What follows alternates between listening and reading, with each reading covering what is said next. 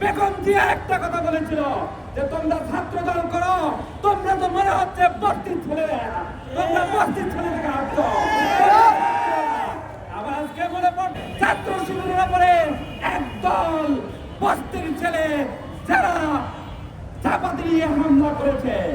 এই ছাত্র দলের নেতা বলতে গেলে তাদেরকে অস্ত্র চালানোর প্রশিক্ষণ নেওয়া লাগে, তাদেরকে টেন্ডারবাজি করা লাগে, তাদেরকে চাঁদাবাজি করা লাগে, তাদেরকে হল দখল করা লাগে, তাদেরকে ক্যাম্পাসে অস্থিতিশীল পরিবেশ তৈরি করার যোগ্যতা লাগে।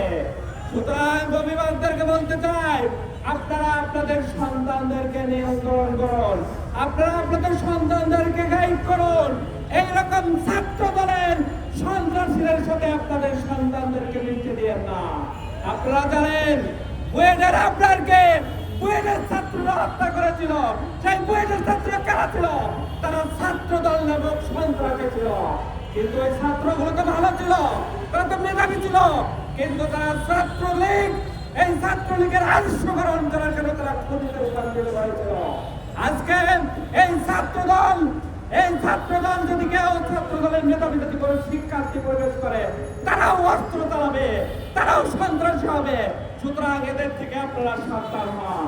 আমরা গতকাল দেখলাম সিটি কলেজে সাধারণ শিক্ষার্থীরা পরে আমরা চিন্তা করলাম এই বস্তির ছেলে কোথা থেকে আসলো। তখন মনে পড়লো 2017 সালে 1 জানুয়ারি যে ক্যাম্পাসগুলোতে আসলে যারা এই সাধারণ শিক্ষার্থীর উপরে যারা ছাত্র শিবিরে হামলা করছে, এরা ছাত্ররা, এরা সেই বস্তির ছেলে। আমরা বলতে চাই সেই 17 সালে সেই বস্তির ছেলেরা যারা ছাত্র দল করত, আজকে তারা নেতা হয়েছে। সুতরাং গতকাল আমরা দেখলাম জগন্নাথ বিশ্ববিদ্যালয়ে ছাত্র দলের নেতারা এমন ভাবে স্লোগান দিচ্ছে, এটা তো কোনো বিশ্ববিদ্যালয়ের শিক্ষার্থীর স্লোগান হতে পারে না, এটা একটা বস্তির ছেলের স্লোগান। সুতরাং আমরা বলতে পারি সেই 17 সালের সেই বস্তির ছেলেগুলা আজকে ছাত্র শিবিরের নেতা বলে গেছে। সুতরাং তারাই আজকে বাংলাদেশে শিক্ষা প্রতিষ্ঠানগুলোতে অস্থিতিশীল পরিবেশ তৈরি করার সৃষ্টি করছে।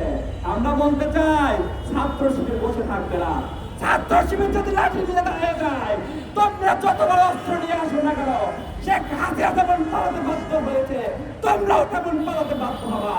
সুতরাং সাবধান হয়ে যাও।